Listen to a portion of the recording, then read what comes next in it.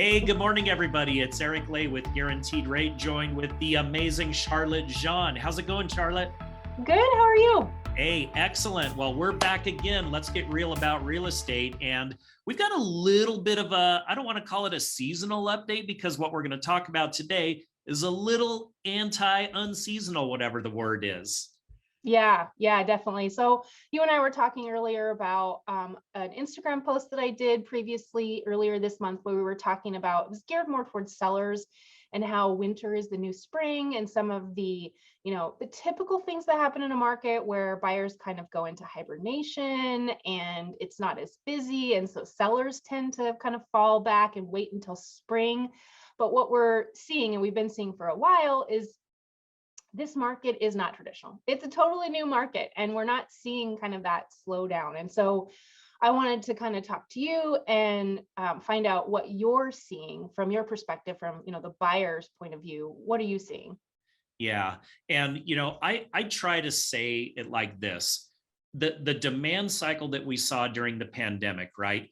It almost feels to me like that just hasn't stopped, to your point of what we were talking about off camera. So I went back and looked at the numbers just because when we started talking about this. So this is just me, and I'm just one loan officer. I'm just one fish in the big pond, right? So it's a very small sample size. But since January 1st, so the calendar flips, 2022's here, just since then, I have 13 buyers that are in contract to close at some point between now and April. There are 19 other applications that we've taken for buyers who would like to get pre-approved. Now, full disclosure, I wasn't able to approve every one of those. So a couple of them had to decline for, credit reasons, debt to income ratios were off, whatever it was, right? But if you just take those together, that's 32 swings, you could say, at bats, if you will, just since January. That's more than one per day. It's way more than one per day if you don't take into account the weekend days, right? Yeah. And I am not normally, and I've been doing this for 16 years, I am not normally this busy right out of the gate from a new year. So it's incredible what's happening right now. Yeah. I mean, it is such an unusual scenario. So why do you think that the buyers haven't slowed down? I mean, it sounds like even if there were a lot of at-bats that maybe didn't all get approved, full disclosure, there were still a lot of people still trying to get approved. So why do you think that is? Right. Yeah. We were just talking about this in my coaching network. So I'm coached as a business coach, and all of the loan officers that are in this coaching group, we were talking about that and that's the thing I want all of our viewers to see today. This isn't just me. Like, I'm not an anomaly in this. So I coach with loan officers nationwide. So whether it's Melissa in North Carolina, Jay in Texas, Mandy in Utah, Scott in California, every single one of these loan officers that I know and talk to, they are seeing this kind of demand too. So our thought is just our thought. We don't have any national survey and data to go back to. We think it's because of the rise in interest rates.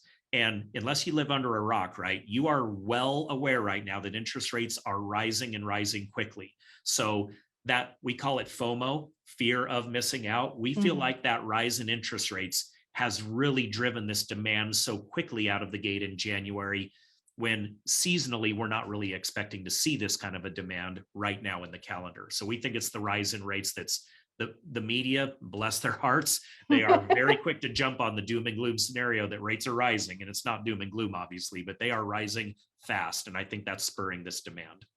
Yeah, that makes a lot of sense. I mean, people want to grab the good rates while they can. And, there's a lot of data and a lot of predictions of where the interest rate's going to go over the year.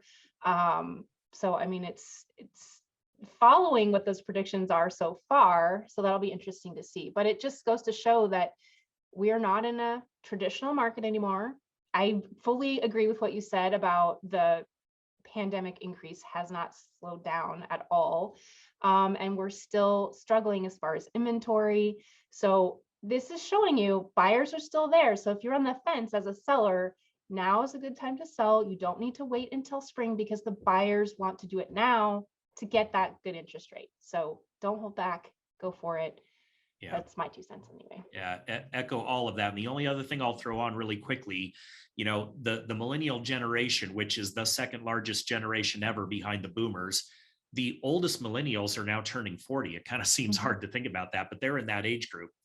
They statistically delayed home ownership purchase for, a number of reasons. Like, I don't want to be tied down. I'd rather travel, things like this. That's fine, right? But the next generation, the Gen Zers, they're actually seeing this rise in interest rates, which is on top of the rise in prices that has been really well established. Yeah. And they've got the FOMO, like, if I don't buy a house quickly here, I'm going to miss out. So you actually have two generations, the millennials on one side of it and the Gen Zers on the other, that are competing for an already too low inventory, a too low amount of houses. So it's like a double demand because you have two generations that are converging on the same already stressed housing market. Stressed meaning lack of supply for the number of buyers there. So it's fascinating what's happening and how these dynamics have played out. Yeah, and I just did a video on why inventory is so low. It's not on my YouTube channel yet, but it will be in the next week or so. So for those of you that are interested in exactly why the inventory is so low, what you're talking about right now is definitely part of it, but there are other aspects as well.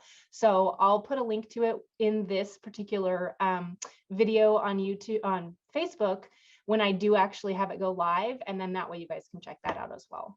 Yeah, big plug for Charlotte's YouTube videos. They are super. They are just fantastic. So make sure you go and watch some of those. She's got years of content on there. I mean, it's just great stuff. So that's something definitely to check out. If you're looking to purchase a home, you're just kind of investigating, trying to research a little bit, definitely check out Charlotte's channel. Lots of good information on there for you. Thank you. All right. Well, we'll wrap up on that. Always great seeing you, Charlotte, and good discussion. Again, if we need to help with anything else out there, anybody has questions about buying a home, maybe just for the lenders in the room, you're thinking about a refinance, you just want to talk about rates, reach out to either of us. We can definitely help and give you information, at least get you steered in the right direction with getting that research and that data you need. So always good to talk with you again, Charlotte. Thanks so much for doing this with us. All right. Thank you so much. Bye. Thanks, everybody. We'll see you next time.